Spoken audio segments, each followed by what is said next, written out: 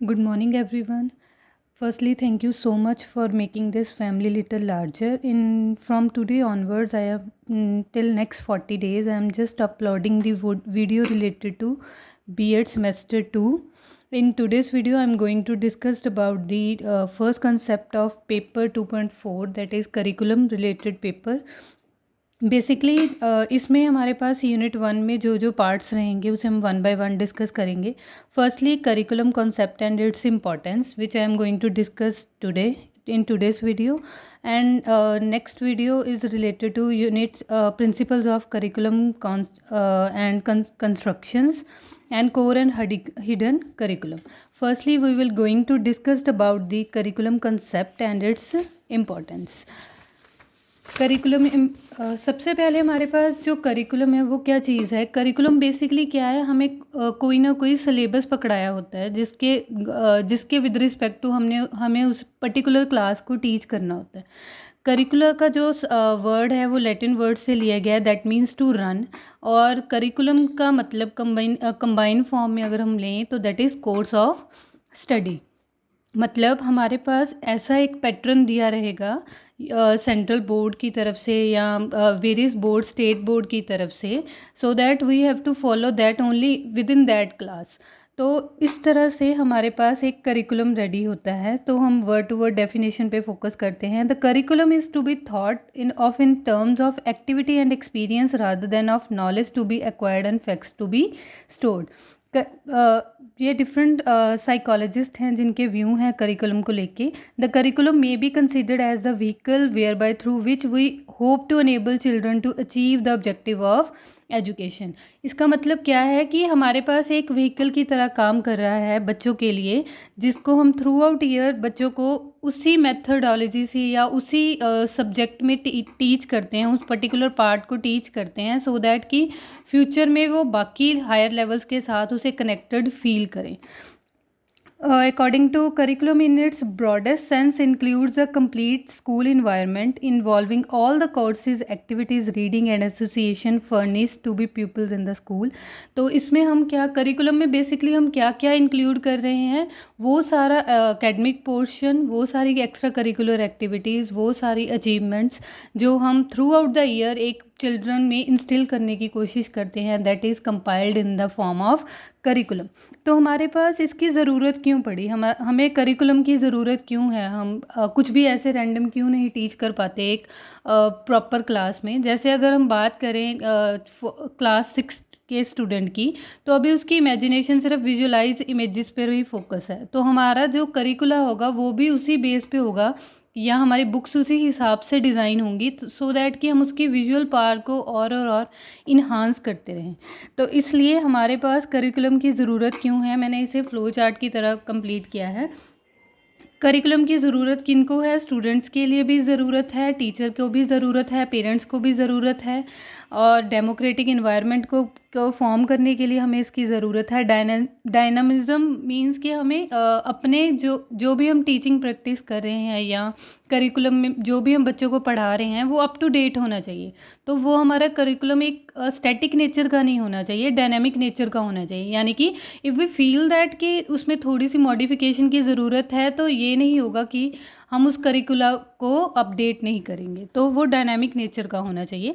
और एडमिनिस्ट्रेशंस के लिए भी करिकुलम की ज़रूरत है. तो वन बाय वन पहले हम इस पार्ट को डिस्कस करते हैं. सबसे पहले टीचर्स को करिकुलम की ज़रूरत क्यों है.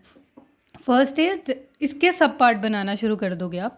डायरेक्शन टू वर्क, जैसे अभी हम हम रैंडमली एक किसी भी क्लास में एंटर कर जाएं without any kind of syllabus और लेसन प्लान, तो हमारे लिए डिफ़िकल्ट होगा उस क्लास को फेस करना विद द कॉन्फिडेंट मैनर. तो इसलिए अगर हमारे पास एक प्रॉपर सिलेबस होगा तो हमारे पास एक डायरेक्शन होगी कि आज मैंने इस टॉपिक को टीच करना है, आज मैंने इस टॉपिक को इतनी लेंथ तक टीच करना है. क्योंकि अगर हम बात करें एक टीचर के पास इतनी क्वालिफ़िकेशन होती है कि वो टिल पोस्ट ग्रेजुएशन तक बच्चों को पढ़ा सकता है. लेकिन if we enter in the class 6th we have to limit our knowledge into for class 6 level only. तो इसलिए हमारे पास एक डायरेक्शन मिल जाती है अगर हमें करिकुलम हमारे पास हो, कि हमारे पास एक पैटर्न हो कि हमने इस यूनिट को इस तरह से फॉलो करना है या क्लास 6th में तक हमने इसी टॉपिक को ऐसे टीच करना. नेक्स्ट हमारे पास पॉइंट क्या रहेगा, attainment of educational objectives. Curriculum is mean to achieve the aims and objectives of the education. Only well developed curriculum helps the educational expert to plan for the balance development of the learner. अगर हमारे पास curriculum का attainment क्या है, हमने education के लिए हमने कुछ ऑब्जेक्टिव सोच रखे हैं, जैसे कि अगर हम बच्चों को टीच कर रहे हैं, अगर हम उन्हें इनपुट प्रोवाइड कर रहे हैं तो उनको output in the source of their jobs मिले। तो उसी तरह से करिकुलम में भी हमारे करिकुलम को इस तरह से डिज़ाइन किया जाता है सो दैट कि उसके एजुकेशनल ऑब्जेक्टिव्स अचीव हो पाएँ और बच्चे और टीचर दोनों को उससे फ़ायदा हो। Examiners guide, one of the important task performed by the teacher is evaluation. The evaluator is guided by the curriculum. Which evaluation technique is to use? The selection of appropriate evaluation technique helps in knowing whether the objectives are achieved or not.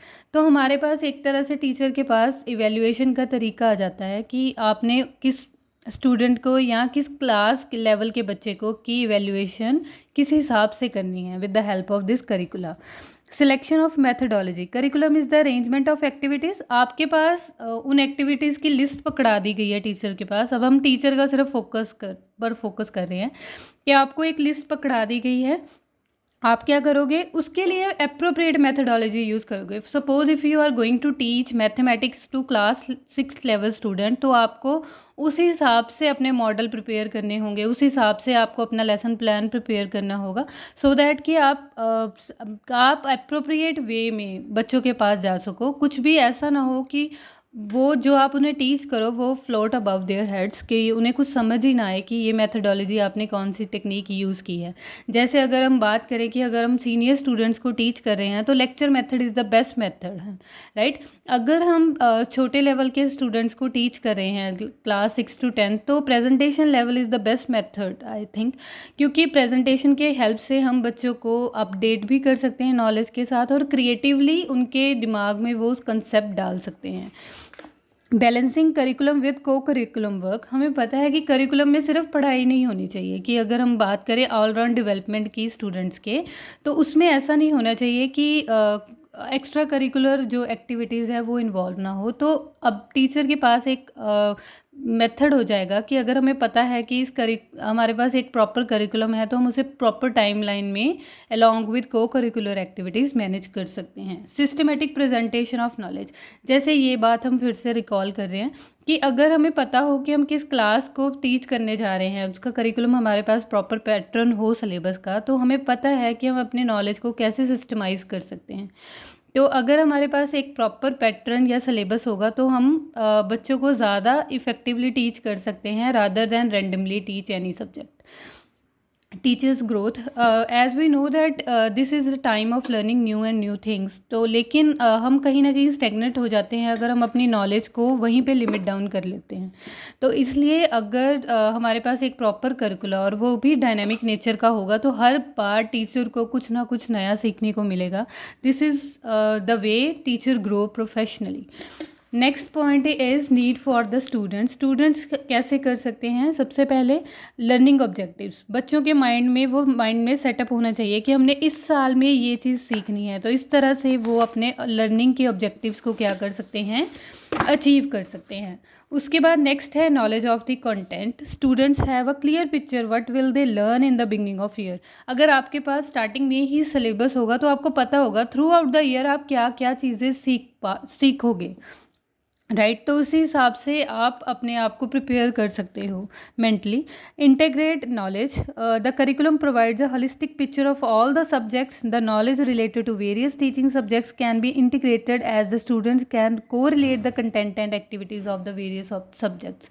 तो अभी क्या है, जैसे हमें पता चल गया कि हमारे पास सिलेबस आ गए सारे सब्जेक्ट्स के, तो हमें पता चला कि हमने साइंस में सपोज करो ये कॉन्सेप्ट सीखा और हम इसे किस किस सब्जेक्ट के साथ कोरिलेट कर सकते हैं, तो इस तरह से इंटीग्रेट हो जाती है हमारी knowledge. Preparation of competitive exam, जैसे कोई भी कॉम्पिटिटिव एग्ज़ाम अगर आप फिल करते हो तो हमारे पास एक सिलेबस दिया होता है हमेशा कि हमने उसे फॉलो करना है, एक गाइडलाइन दी होती है। उसी तरह एक स्टूडेंट्स के पास भी अगर करिकुलम होगा तो उनके पास कम्पिटिटिव एग्ज़ाम की प्रेपरेशन करने की मेथडोलॉजी होगी, क्योंकि जितने भी डिफरेंट एग्ज़ाम्स हैं उनमें सारे सिलेबस इंक्लूड होते हैं। तो अगर हम 6 क्लास में सपोज़ करो 6 to 10th का सिलेबस हमारे पास प्रेजेंट हो, तो हमें पता होगा कि हमने कम्पिटिटिव एग्ज़ाम के लिए किस किस टॉपिक पे फोकस करना है। मैक्सिमाइजिंग आवर आउटपुट, अगर हमारे पास करिकुला होगा तो हमें पता होगा कि किस टॉपिक पर हमें अपनी कितनी एफर्ट पुट करनी है, सो दैट जितनी इनपुट हम प्रोवाइड करेंगे उस हिसाब से हमारे पास आउटपुट मैक्सिमाइज होती रहेगी। Keep students on a right track, हम अगर हमारे पास एक सिलेबस दिया होगा तो हम हमेशा एक राइट ट्रैक पे ही रहेंगे, हम कभी भी अपने पाथ से अलाइन नहीं होंगे।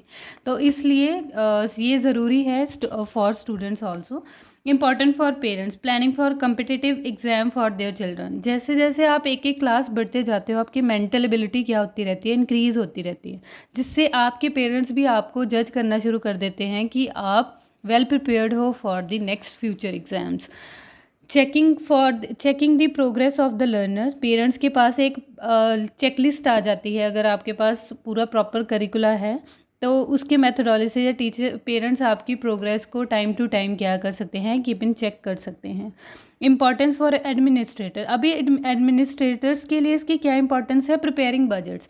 जैसे अभी हमें पता है कि हमारे पास जैसा सिलेबस आया हुआ है तो उसमें हमें सपोज़ करो कि हमें इक्विपमेंट्स चाहिए प्रैक्टिकल रिलेटेड, तो हम जो हमारी एडमिनिस्ट्रेशन है वो फंड्स को इस हिसाब से एलोकेट करेगी पर्टिकुलर डिपार्टमेंट को, सो दैट कि प्रॉपर स्टडी और प्रोग्रेस और मेंटेनेंस एजुकेशनल इंस्टीट्यूशन की होती रहे। यूटिलाइजेशन ऑफ वेकेशन पीरियड्स, हमारे पास जो खाली पीरियड्स होंगे, अगर हमारे पास प्रॉपर करिकुला होगा, जिसको करिकुला में हम बेसिकली ये भी कंसिडर करते हैं कि स्टूडेंट्स और टीचर्स के पास इनफ फ्री टाइम रहे, so that they are focused on these kind of things, seminars, workshops और conferences for the professional growth of teacher as well as students. Provide dynamism, as I explained you earlier, curriculum is dynamic in nature, adding varied experiences. अगर आपके पास curriculum for last two 10 years same तरह का ही syllabus follow कर रहा है, कोई भी प्रैक्टिकल अपडेट नहीं हुआ, कोई भी थ्योरी का कंसेप्ट अपडेट नहीं हुआ, तो उस हिसाब से वो एक मोनोटनस सी थिंग बन जाती है, एक टीचर के लिए भी और एक स्टूडेंट के लिए भी सेम तरह का मेथडोलॉजी यूज़ हो। लेकिन अगर हमारा करिकुलर डायनामिक नेचर का होगा तो with the passage of time we learn so many things, जो हमारे टीचर को भी एक डायनामिक नेचर प्रोवाइड करेंगी और स्टूडेंट्स को भी अपडेट रखेंगी रिसेंट ट्रेंड्स के साथ। डेवलप डेमोक्रेटिक अप्रोच, हमारे पास हमारा जो करिकुला होना चाहिए वो कैसा होना चाहिए, जिसमें डेमोक्रेटिक अप्रोच, जिसमें इक्वली इम्पॉर्टेंस दी जाए पैट्रियटिज्म, सिटीजनशिप और डिग्निटी को। Curriculum become the instrument by which the school seeks to translate our knowledge, hopes for education into concrete reality. Good curriculum can help in develop balanced personality of the learner. It also helps learner to make harmonious relationship with the society. Curriculum is a powerful weapon for social, economic and political change, leading to national development and international understanding. So that's all about the need and importance of curricula. इससे हमारा unit 1 का part 1 ख़त्म हो गया. Thank you so much. And thanks for watching.